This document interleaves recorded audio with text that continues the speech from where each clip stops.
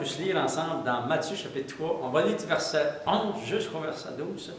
Et vous allez voir comment, lorsque Jean-Baptiste a dit, lui, il vous baptisera du Saint-Esprit de feu. Regardons ensemble dans le verset 11, il est dit, Matthieu chapitre 3, verset 11, il est dit, moi, je vous baptise d'eau, mais pour vous amener à la repentance, mais celui qui vient après moi est plus puissant que moi, et je ne suis pas digne de porter ses souliers. Lui, il vous baptisera du Saint-Esprit et de feu.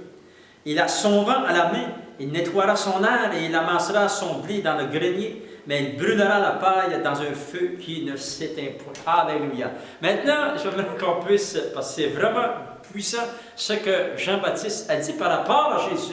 Il dit, quelqu'un va venir et après moi, et cet homme, il savait que c'était Jésus, gloire au Seigneur, il dit, lui, il va vous baptiser du Saint-Esprit et de feu. Et j'aimerais qu'on puisse s'arrêter pour quelques instants sur le feu du Saint-Esprit, que lorsque nous recevons le Seigneur dans notre cœur, lorsque le Saint-Esprit vient dans notre cœur, il y a aussi le feu de la présence de Dieu, alléluia, qui vient dans notre cœur, et ça c'est vraiment important pour le chrétien, de ressentir la chaleur du Saint-Esprit, de ressentir que le Seigneur Jésus réchauffe notre cœur, alléluia.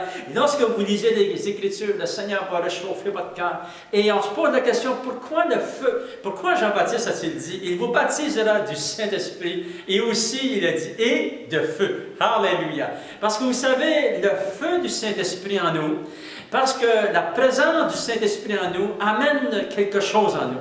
Elle amène en nous une passion pour le Seigneur Jésus. Elle amène en nous une passion pour la parole de Dieu.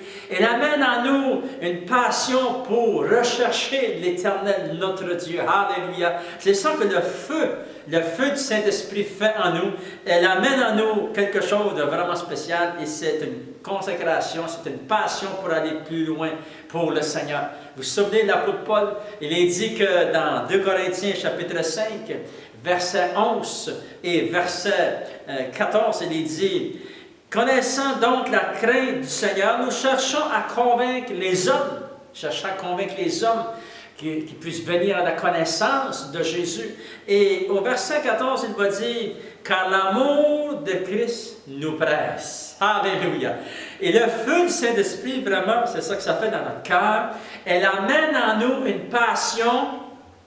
Elle amène en nous l'amour de Jésus, gloire au Seigneur. Elle amène en nous une passion pour essayer d'amener des gens au Seigneur. Elle amène en nous une passion pour tomber plus en amour avec Dieu. Alléluia. Elle amène en nous une passion, un amour qui nous pousse, qui nous presse. Et c'est pour ça qu'on continue, gloire au Seigneur. C'est pour ça qu'on continue à prêcher la parole de Dieu, qu'on continue à amener l'espoir, on continue à amener la bénédiction, gloire au Seigneur, dans ce monde qui a besoin du Seigneur Jésus, dans ce monde qui a besoin d'espoir. Vous savez, la parole de Dieu dit que nous avons un espoir dans les Saintes Écritures, que nous avons une espérance vivante.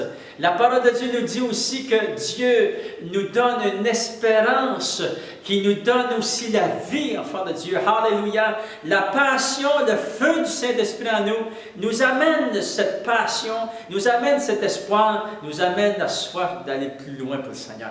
Vous vous souvenez lorsque Jésus, durant la journée de sa résurrection, dans Luc chapitre 22, j'aimerais vous montrer un verset et vous allez voir comment le Seigneur a béni ces gens. C'est dans Luc chapitre 24, excusez. Et c'est juste la journée que Jésus est ressuscité. Et sur le chemin d'Emmaüs, les deux disciples s'en allaient. Et puis, ça dit que Jésus, après sa résurrection, s'est mis à marcher avec eux. Et écoutez bien dans Luc chapitre 24, parce que c'est vraiment intéressant de voir cette révélation que nous allons lire ensemble. Il est dit, verset 25, « Alors Jésus leur dit, ô hommes sans intelligence et donc le cœur ayant à croire tout ce qu'on dit, les prophètes, ne fallait-il pas que le Christ souffrit ces choses et qu'il entra dans sa gloire? Et commençant par Moïse et par tous les prophètes, et leur expliquant dans toutes les Écritures ce qui les concernait, parce que Jésus est en train de leur expliquer toutes les Écritures qui les concernaient. C'est pour ça que Jésus était mort et qu'il était ressuscité. Et ça dit que, après que Jésus a disparu, écoutez bien qu'est-ce qu'ils vont dire. Verset 32.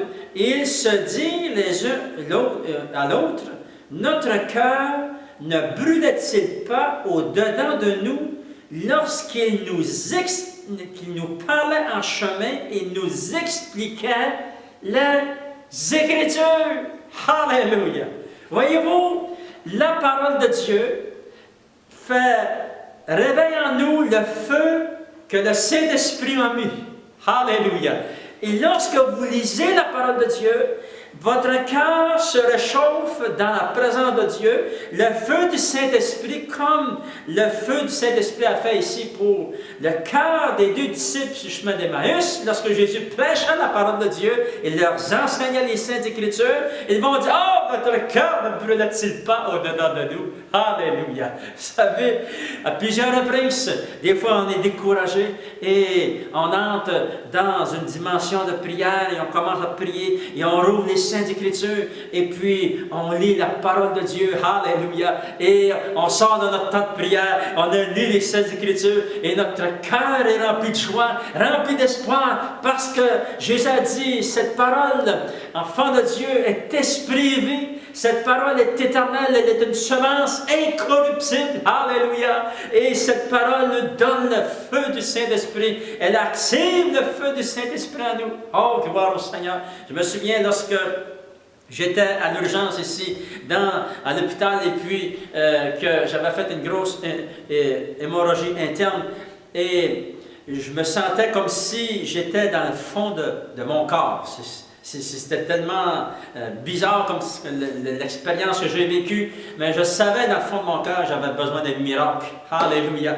Et tout par hasard, il y avait un Nouveau Testament, et j'ai ouvert la Bible, juste comme ça, dans un psaume. Et c'était dans le psaume 68, je crois, si je peux le trouver assez vite.